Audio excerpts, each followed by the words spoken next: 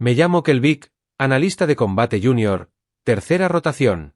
Y sí, antes de que pregunten, me tocó la tarea de documentación porque, al parecer, alguien necesita grabar estas sesiones de entrenamiento para la posteridad o para fines legales. Sinceramente, a veces es difícil notar la diferencia. Argenti 7, si nunca han tenido la desgracia de estar destinados aquí, es donde la Alianza envía a sus mejores y más brillantes para que sus egos sean sistemáticamente demolidos por instructores que hacen que los sargentos instructores parezcan cuidadores de niños. La estación flota en un sector vacío del espacio, deliberadamente aislado, porque cuando se entrena a soldados capaces de arrasar manzanas de una ciudad, se busca cierta distancia de las ciudades reales. La humana entró arrastrando los pies durante la rotación matutina, y quiero decir arrastrando los pies, sin una entrada dramática, sin paso seguro, solo una mujer bajita y compacta con un mono estándar que parecía 2 tallas más grande. Su piel era de un tono castaño medio que parecía cambiar con las luces de la estación, y llevaba el pelo recogido en lo que más tarde aprendería que los humanos llaman un moño. Práctico y completamente anodino. Estaba catalogando su físico para los registros oficiales. Altura aproximada de 1,6 metros, masa quizá de 60 kilogramos contando las botas. Músculos definidos, pero no intimidantes. Parecía que iba a estallar si uno de los coreanos de mundo pesado estornudaba en su dirección. Los demás cadetes, y éramos unos 40 dispersos por la zona de preparación, apenas la miramos. Teníamos 3 corgellanos, con su piel gris brillando bajo las intensas luces blancas, 5 centuri, todos de extremidades elegantes y estructura ósea cristalina, un par de gemelos vexianos que no paraban de chasquear los dedos en su idioma. Y yo, un pelarión, lo que básicamente significa que parezco como si alguien hubiera estirado una salamandra a 2 metros de altura y le hubiera dado pulgares oponibles. Los humanos no eran raros en la Alianza. Ya no. Pero tampoco ganaban medallas en las divisiones de combate. Eran administradores, ingenieros, diplomáticos, los que mantenían el flujo de papeleo en las cadenas de suministro. Útil, sí, pero nadie escribía canciones sobre guerreros humanos. Entonces entró el maestro de armas Drexel y toda la sala se puso firme. Drexel era Coron, lo que significaba que ya estaba construido como si alguien hubiera tallado un tanque con músculo y mala actitud. 2,44 metros de pesadilla andante con cicatrices ceremoniales en su piel gris que marcaban cada victoria importante en sus 40 años de carrera. Su armadura, y escuchen con atención, porque esto será importante más adelante, era de compuesto durel de grado de combate, clasificado para desviar proyectiles de plasma y balas cinéticas de hasta 50 milímetros. Nos recorrió con la mirada, esos pequeños ojos amarillos, sin perderse nada. Y cuando se posó en Tauro, su boca se abrió en algo que podría haber sido una sonrisa si las sonrisas conllevaran tanto desprecio. Oh, esto iba a ser entretenido. Drexel tenía una reputación que lo precedía como una onda expansiva. 83 ciclos de entrenamiento consecutivos, sin que ningún cadete acertara un golpe significativo. Ni un rasguño, ni una abolladura, ni siquiera una rozadura en su preciada armadura. Había roto huesos, destrozado la confianza y había condenado a más de una carrera prometedora a trabajos de oficina. La Alianza lo mantuvo porque, bueno, si sobrevivías a Drexel, probablemente sobrevivirías al combate real. Rodeaba a Tarth como un depredador evaluando a su presa. Sus pasos eran tan fuertes que vibraban a través del blindaje de la cubierta. Un humano, dijo, y la forma en que lo pronunció sonó como un diagnóstico con una cuchilla. A Torres le habían asignado su equipo momentos antes. Y sí, era una cuchilla. Singular. Una sola pieza patéticamente delgada de acero plegado que los humanos aparentemente llamaban katana. Sin filo de plasma, sin campo de disrupción molecular, sin estabilizadores gravitatorios, solo metal calentado y martillado por alguien que claramente nunca había oído hablar de la tecnología moderna. Sí, señor, respondió Torres con un tono de voz casi aburrido. ¿Sabe lo que les hago a los cadetes que traen equipo inadecuado a mi campo de entrenamiento? Greo se inclinó, acercando su rostro al de ella. La diferencia de tamaño era casi cómica. Supongo que los educa, señor. Alguien al fondo, probablemente uno de los Centauri, emitió un sonido ahogado que podría haber sido una risa contenida.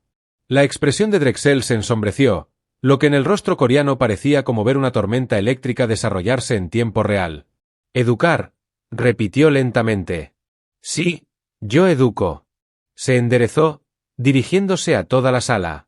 Ahora, esta humana cree que un arma cortante primitiva bastará en el combate moderno. Cree que tecnología centenaria puede enfrentarse a los armamentos estándar de la Alianza. Tori no dijo nada.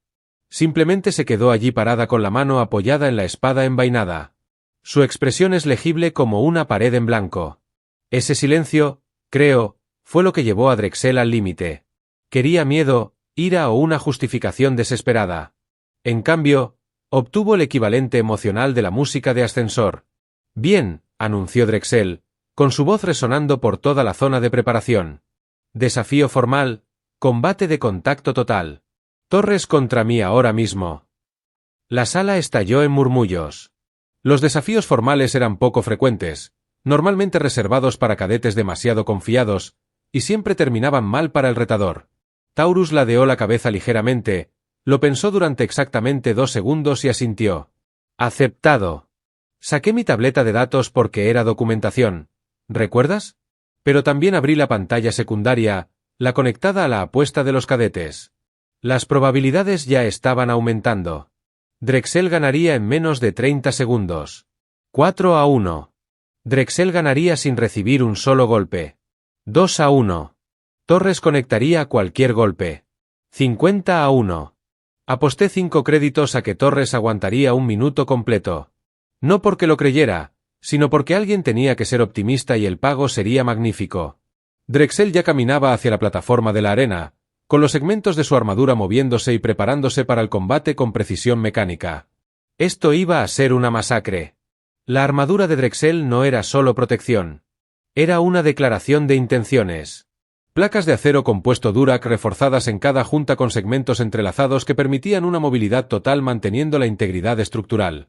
La pieza pectoral por sí sola podía resistir el impacto directo de un rifle de plasma de grado militar. Había visto las imágenes de prueba. Hombreras con nodos de dispersión cinética, guanteletes capaces de aplastar titanio y botas que esperaban una estabilidad que, de alguna manera, no lo detenía. Su arsenal era igualmente impresionante. El bastón de entrenamiento, 2 metros de acero carbonizado sólido con extremos lastrados, capaz de asestar golpes que pulverizarían huesos. Estaba ajustado a la mitad de potencia para el entrenamiento, lo que significaba que solo rompería costillas en lugar de licuar órganos. ¡Qué considerado! Luego estaba Torres. Se había quitado la chaqueta del mono y ahora estaba de pie con solo una camisa negra fina y pantalones estándar. La hoja de aquella ridícula katana medía quizás 1 metro de largo, ligeramente curvada, con un mango envuelto en una especie de cordón de tela. Busqué las especificaciones del equipo en mi panel de datos, esperando encontrar algo que justificara esta locura. Designación del arma: katana humana tradicional. Composición del material: acero plegado. Acero plegado como si viviéramos en la era preespacial. Peso aproximado: 1 kilogramo. Grosor del borde: aproximadamente medio milímetro. Sin fuente de alimentación, sin módulos de mejora, sin enlaces tácticos. Era una pieza de museo llevada a un tiroteo. Mi cerebro secundario, la parte de la anatomía pelterana encargada de la evaluación de amenazas, gritaba que esto terminaría con una intervención médica. Los humanos eran frágiles comparados con la mayoría de las especies de la Alianza. Sus huesos se rompían con mayor facilidad, sus órganos estaban mal protegidos y su tolerancia al dolor, aunque admirable, tenía límites. La plataforma de la arena se activó, proyectando una zona de combate de 10 por 10 metros delimitada por barreras de luz dura. No para mantener a los combatientes dentro, eran solo marcadores visuales, sino para mantener a los espectadores a una distancia segura. Las reglas se desplegaron en la pantalla superior. Primero en ceder, primero en incapacitación o primero en derramar sangre. Nada de golpes letales, aunque con la diferencia de tamaño, no estaba seguro de cómo Drexel podría evitarlos. Duración máxima del combate: 5 minutos. Drexel entró en la arena, encogiendo los hombros, mientras las placas de su armadura crujían y se asentaban. Parecía una fortaleza andante. Tar se colocó frente a él, con la espada aún envainada, e hizo una reverencia sencilla, apenas una ligera flexión de cintura, en un gesto de control formal. Revisé la apuesta. Alguien acababa de apostar 100 créditos a que Torres no sobreviviría sin heridas graves. Las probabilidades de que ganara habían subido a 300 contra 1. Debería haber apostado más. Sonó el timbre inicial, un agudo pitido electrónico que apenas tuvo tiempo de apagarse antes de que Drexel se lanzara hacia adelante como un misil con problemas de control de la ira. Su bastón cayó en un golpe aéreo que le habría partido el cráneo. El aire silbaba a su alrededor. Tares no se movió hacia atrás como esperaba, sino lateralmente, y el bastón se estrelló contra la plataforma donde había estado parada una fracción de segundo antes. El impacto dejó una abolladura visible en el suelo reforzado. «Quieto», gruñó Drexel, girando ya para un barrido horizontal. Torres no se quedó quieta. Se agachó, y el bastón pasó quizás a 1 centímetro por encima de su cabeza, tan cerca que le tocó el pelo. Entonces volvió a moverse, dando vueltas, con la espada aún envainada. La multitud se estaba entusiasmando. Uno de los cadetes coreanos le gritó palabras de aliento a Drexel. Los Centuri chasqueaban los dedos, marcando el ritmo de la victoria anticipada con sus dedos cristalinos. Drexel presionó el ataque, y ahí se notaban sus décadas de experiencia. No se limitaba a blandir el ataque con furia. Cada golpe se fundía con el siguiente, creando un patrón de zonas de amenaza superpuestas que deberían haber sido imposibles de evadir. Golpe alto, golpe bajo, estocada, barrido, todos los ángulos cubiertos, todas las rutas de escape cerradas. Excepto que Torres seguía encontrando rutas que no deberían haber existido. Se retiraba, sí, retrocediendo por el perímetro de la arena, pero llamarlo retirada me parecía incorrecto. Era demasiado controlado, demasiado preciso. Cada paso la colocaba exactamente donde el siguiente ataque no aterrizaría, con márgenes tan estrechos que mi cerebro, que evaluaba las amenazas, sufría pequeños ataques de pánico intentando calcular las matemáticas. ¿Ya corriendo? Drexel se burló, respirando con dificultad. Típica cobardía humana. La piscina de apuestas rebosaba de actividad. Torres había durado 45 segundos, lo que significaba que ya estaba en territorio de ganancias, pero nadie cambiaba sus apuestas sobre el resultado. Esto solo prolongaba lo inevitable. Entonces Torres desenvainó su espada. El movimiento fue tan suave, tan económico que casi lo pierdo. En un instante la katana estaba envainada, al siguiente estaba en su mano. El acero pulido reflejaba las luces de la arena y proyectaba reflejos por toda la plataforma. Drexel arremetió, aplicando una estocada a toda potencia que la habría empalado contra la barrera. 3 se movió. Y aquí es donde toda mi comprensión de la fisiología humana dio un giro brusco hacia territorio imposible. No esquivó. En realidad no. Simplemente ya no estaba allí. Su cuerpo se desplazó unos 10 centímetros hacia un lado. El bastón falló por poco. No pude medirlo a simple vista y su espada se elevó en un golpe tan rápido que solo supe que había sucedido porque vi las consecuencias. Una fina línea apareció en la placa pectoral de Drexel. Ni un rasguño, ni una abolladura, solo una línea. Como si alguien la hubiera trazado con un rotulador. Drexel se quedó paralizado, mirando su armadura. La multitud guardó silencio. ¿Qué? Dijo lentamente. Eso fue. Torres ya había retrocedido 3 pasos. Blade se mantenía en una posición de guardia que parecía a la vez relajada y lista. No respondió. Rebobiné la grabación en mi panel de datos, ralentizándola fotograma a fotograma. A toda velocidad, su golpe había sido invisible. A 1/4 de velocidad, era simplemente demasiado rápido para seguirlo correctamente. A 1/10 de velocidad, finalmente lo vi. La hoja se había movido en una línea horizontal perfectamente recta, había hecho contacto con la armadura durante exactamente 0,03 segundos y se había retirado por la misma trayectoria. La precisión no era mecánica. Iba más allá de lo mecánico porque las máquinas tenían tolerancias y márgenes de error. Ese golpe no tenía ninguno de los dos. Levanté la vista del panel. Mi piel se erizaba con cambios de color involuntarios que indicaban confusión y lenguaje corporal pelarium. 3 sonreía ahora, apenas, como si hubiera recordado un chiste privado. Drexel cargó de nuevo, y esta vez no hubo restricción en sus movimientos. Esta vez, de verdad lo estaba intentando. El segundo asalto de Drexel hizo que el primero pareciera un ejercicio de calentamiento. Su bastón se convirtió en una masa de golpes de acero carbonizado provenientes de ángulos que deberían haberle obligado a dislocar articulaciones, combinaciones que violaban la geometría de combate convencional. Estaba usando técnicas que solo había visto en imágenes de archivo de zonas de guerra reales. Ese tipo de movimientos habían acabado con carreras o vidas, según el contexto. Taurus dejó de retroceder. Avanzó hacia la tormenta de golpes. Y aquí es donde cualquier instructor de combate de la galaxia la habría llamado suicida. No se avanza hasta el rango de ataque de un maestro de armas coreano. No se acorta la distancia con alguien que tiene el doble de tu masa y el triple de tu alcance. De ninguna manera se hace portando un arma que requiere estar al alcance de la mano para ser efectiva. Torres lo hizo todo. El bastón de Drexel descendió en un corte diagonal. La hoja de Taurus lo impactó, no bloqueándolo, sino desviándolo, redirigiendo el impulso con un sonido como el de una campana al ser golpeada. El bastón falló su hombro por milímetros. Su siguiente estocada llegó de inmediato, perfecta como un libro de texto, dirigida al centro de su cuerpo. Su espada trazó un círculo en el aire, el bastón deslizándose por el filo de la katana y pasando junto a sus costillas.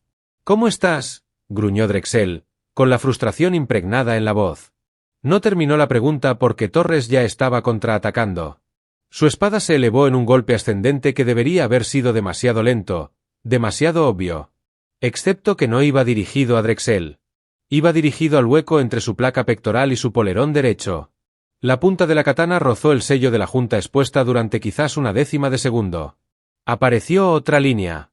Drexel giró, comprobando la marca. Seguía sin penetración, sin daño. Solo otro fino trazo en la superficie de su armadura. Este vertical donde el primero había sido horizontal. «Deja de jugar», gruñó. La respuesta de Torres fue avanzar de nuevo. Y ahora estaba viendo algo que mi cerebro categorizaba como imposible. Ella no estaba luchando contra Drexel.